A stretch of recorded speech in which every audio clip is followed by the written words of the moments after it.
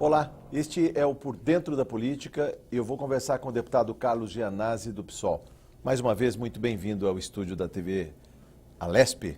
Bem-vindo, deputado. Obrigado, Jorge, pelo convite. Vamos prestar contas de mandato. O deputado vem, por vezes, à tribuna e muito reclama, do governo do Estado, do Executivo. Vamos falar de governo separando o Executivo. Mas parece que suas palavras, deputado, pouco chegam à mídia. Por que dessa blindagem, vamos falar assim?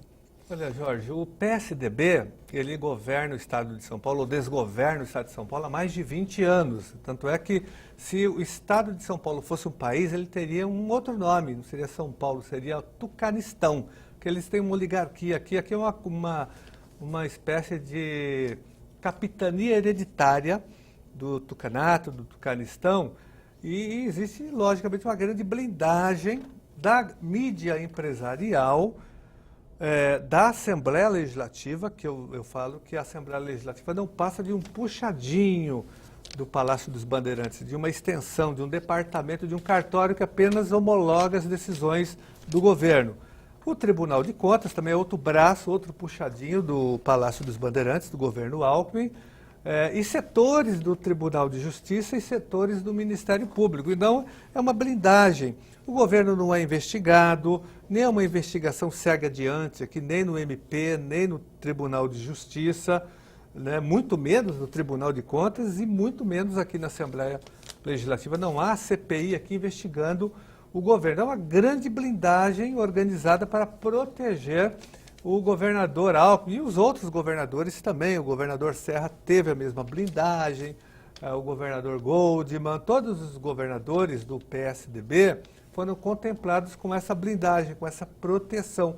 Por isso que nenhuma investigação é levada adiante. Acho que agora, talvez, com a Operação Lava Jato, ela chegou em São Paulo, Jorge.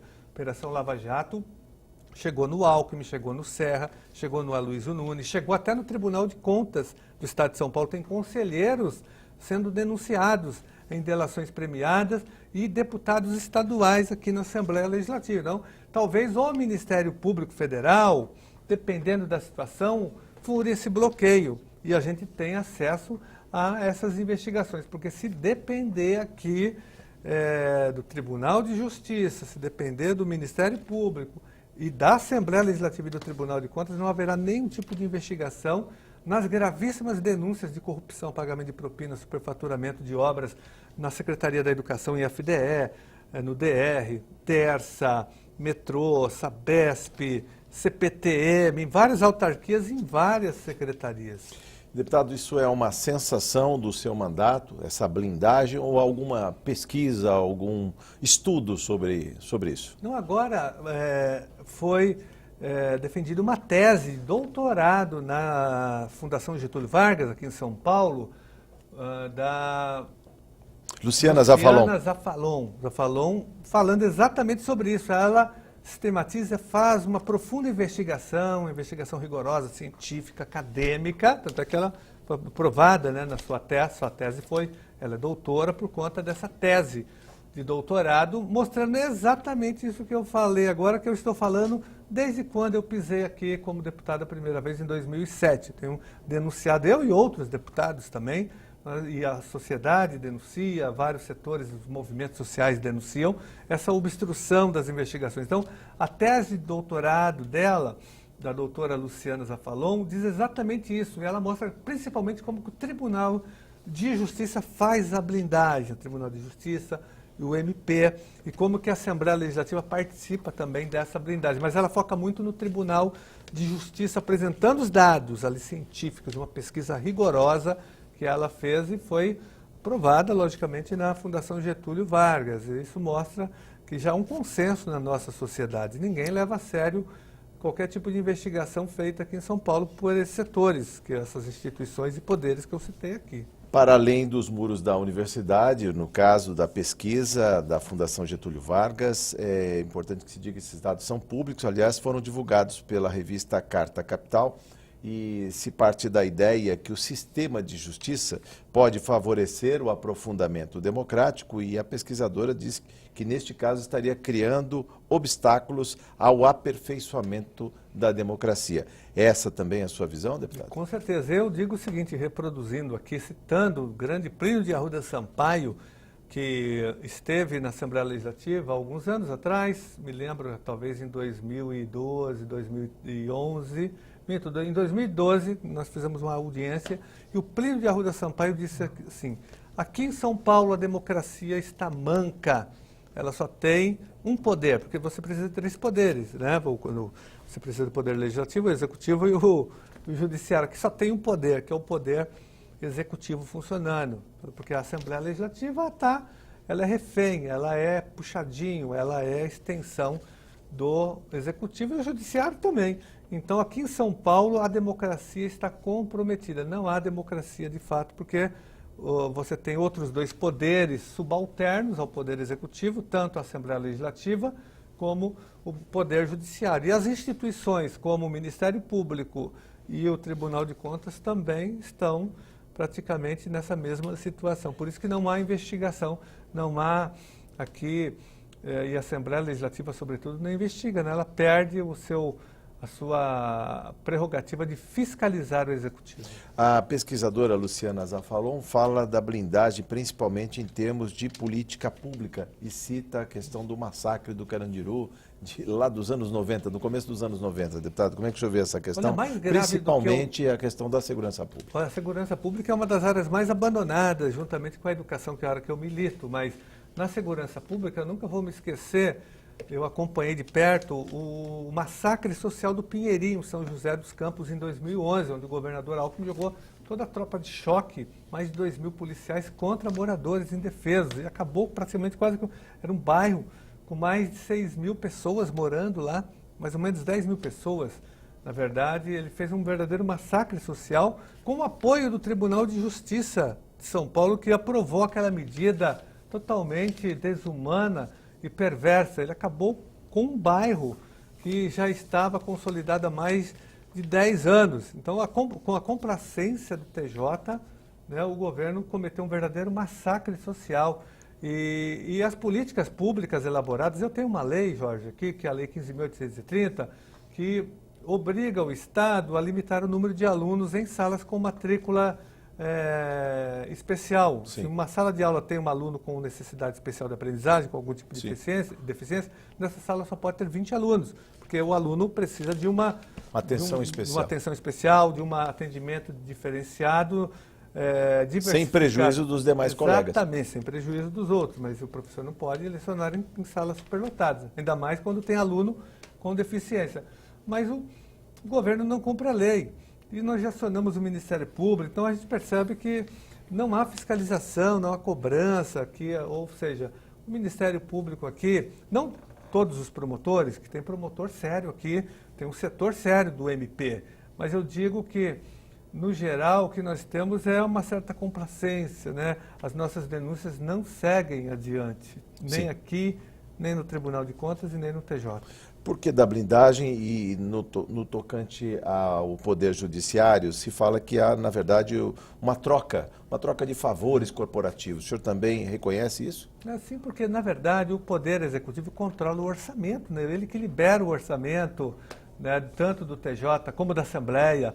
O TJ, por exemplo, quando manda um orçamento para o Palácio dos Bandeirantes, para ser incluído na LO, ele manda, por exemplo, no último, me parece que mandou um de 12 bilhões de reais, o governador cortou 3 bilhões. Então, e depois ele faz alguma suplementação orçamentária, mas daí ele vai controlando o Tribunal de Justiça, sobretudo a magistratura, ele faz o mesmo com o Ministério Público, com a Defensoria Pública, com o Tribunal de Justiça e com a Assembleia Legislativa. Então, ele controla no orçamento com os recursos. Então, todos esses poderes e instituições ficam à mercê, ficam dependentes da chave do cofre do governador Alckmin, ali que ele controla as instituições e os outros poderes. Qual é o seu entendimento quando a pesquisadora entrevistada pela revista Carta Capital diz que existe um imbricamento muito profundo entre os 3 poderes, legislativo, judiciário, executivo, o que cria uma esfera de atuação elitista da justiça. A justiça aqui não é para todos?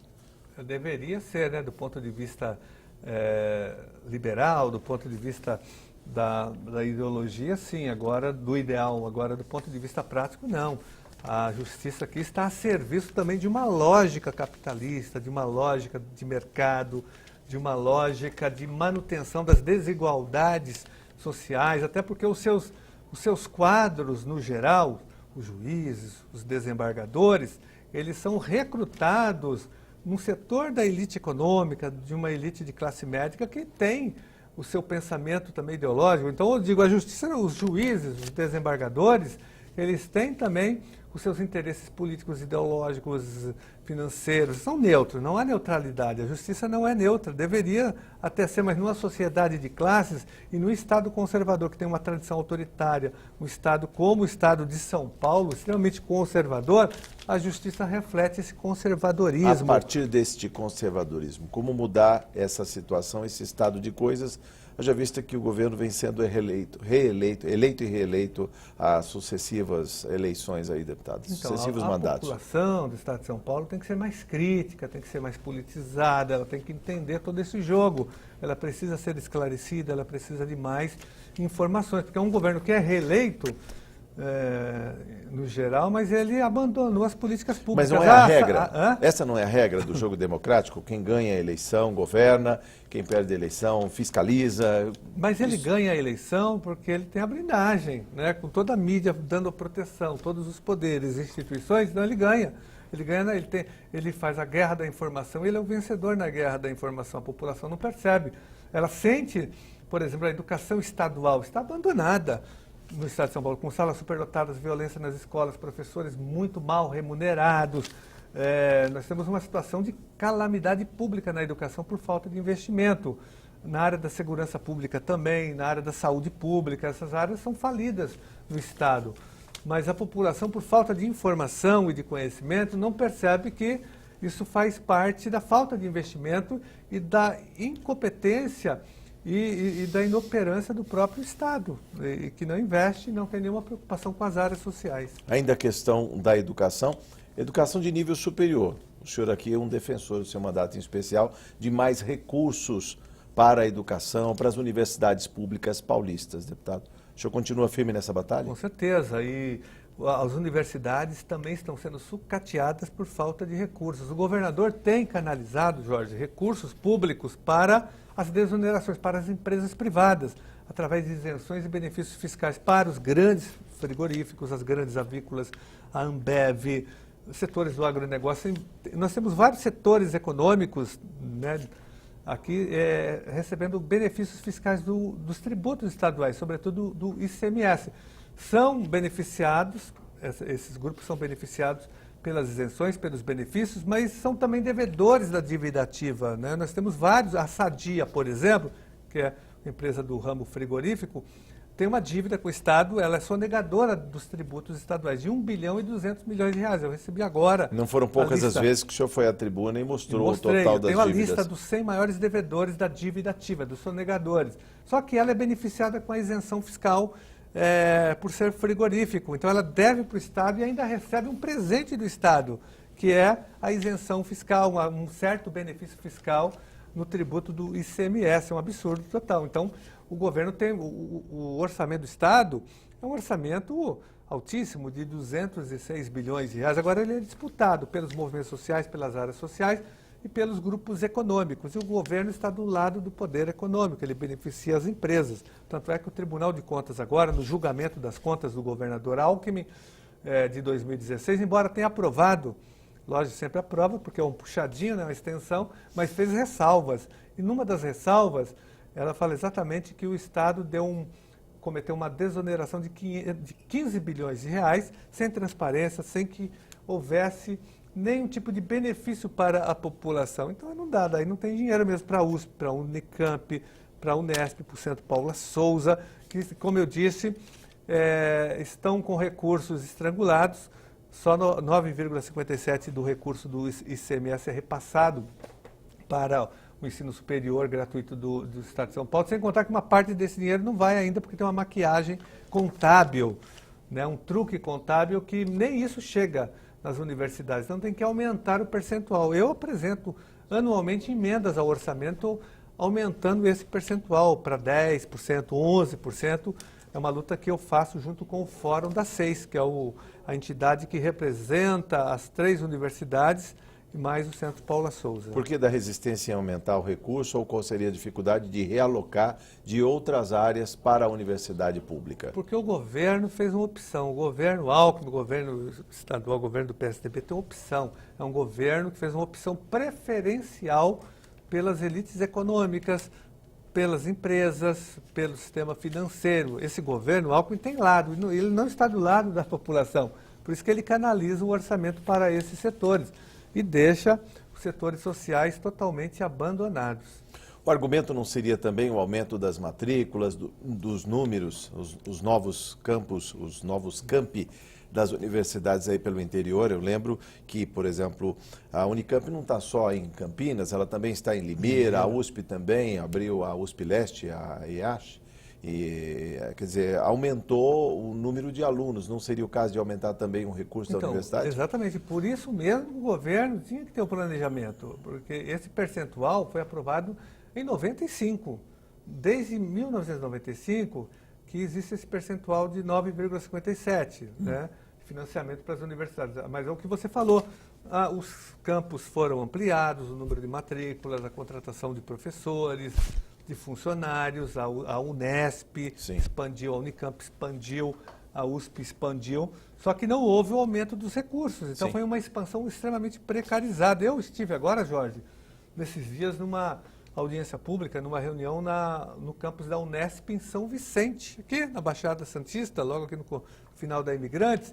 Fiz uma reunião com os professores, com os alunos discutindo a LDO. Eu fiquei chocado porque uma parte do campus de São Vicente, ele é construído com aquele mesmo material da escola de lata. São vagões de trens, é um improviso total. Uma universidade como a Unesp, eu falo que o governo Alckmin, o governo do PSDB, criou a escola de lata. Nós temos mais de 100 escolas de lata ainda no estado de São Paulo. Mas ele também criou a universidade de lata. É só o telespectador visitar o campus aqui de São Vicente, ele vai ver que uma parte do prédio é de lata. É uma vergonha aquilo, uma universidade como a Unesp ter prédio de lata. Ainda dentro do capítulo Universidade Pública, Gratuita e de Qualidade, deputado, o que falar também no caso das universidades paulistas, que tem aquela pressão por cotas para admissão de novos alunos, alunos que vêm do ensino público. Como isso está sendo resolvido? Depois eu vou perguntar também sobre a situação dos profissionais. Fala-se até num apagão aí de professores, até por conta das aposentadorias. A questão da reforma da Previdência deve gerar isso. E tem um outro ponto que é o teto que é pago aos professores, que é bem inferior ao teto pago aos professores das universidades federais públicas. Como é que o senhor vê essas 3 questões e o que isso implica na qualidade do ensino das universidades públicas? As universidades públicas do Estado de São Paulo são financiadas com o dinheiro de toda a população, de todos os impostos. Todos nós pagamos pela universidade pública do Estado de São Paulo. Quando uma pessoa compra uma água, quando ela compra um quilo de feijão, ela está pagando o imposto que financia a USP, que financia a Unicamp, que é o Centro Paula Souza, enfim. Então, a população tem direito de frequentar uma universidade pública de qualidade. Essa é a nossa grande luta. Só que as universidades são elitistas na sua constituição, na sua formação. Elas não permitem isso, só pessoas que fizeram as boas escolas particulares, que tiveram acesso aos bons cursinhos, conseguem ingressar nessas universidades. Lógico que hoje nós avançamos muito. Então, por isso que nós defendemos políticas afirmativas, de inclusão de alunos das escolas públicas e também de alunos afrodescendentes e indígenas. É importante que eles tenham acesso, porque eles também pagam essa faculdade nos impostos. Então, essa tem que ser uma universidade para todos, ela não pode ter esse caráter elitista. Mas fala agora, em cobrar mensalidades, o senhor já ouviu isso, pelo menos? Isso é um absurdo total, um retrocesso, até porque cobrar mensalidade é uma agressão à população. Quanto custaria um curso de medicina na Universidade de São Paulo? Exatamente. Quem pode pagar? Hoje um curso desse custa 7, 8 mil reais, a população seria totalmente privada de acessar uma universidade pública de qualidade. E Então, no nós somos totalmente contra. E no tocante ao desmonte, eu digo isso por falta de professores. A gente sabe que existem, claros, uma dificuldade de contratação, existe a pressão também de alguns professores que prestam concurso e vão trabalhar nas universidades federais, porque lá o teto, o salário é maior. Sem dúvida. O que acontece, tem a questão salarial, a questão da infraestrutura, a questão da falta de funcionários. Hoje mesmo nós tivemos um debate aqui, uma audiência com o reitor Zago, que está destruindo a Universidade de São Paulo. Ainda bem que ele vai embora, Jorge, já está terminando o mandato dele, porque ele vai deixar um rastro de destruição, de desmonte da universidade. Mas ele promoveu um programa de demissão voluntária durante a sua gestão, incentivando que os professores saíssem da universidade, professores com boa formação, que dedicaram a vida toda à universidade, funcionários, técnicos de vários departamentos, ele incentivou que eles saíssem desse programa de demissão PDV, que é coisa de empresa, ele trouxe para o serviço público, para a universidade, para estimular a saída dos funcionários. Aí você perde na qualidade.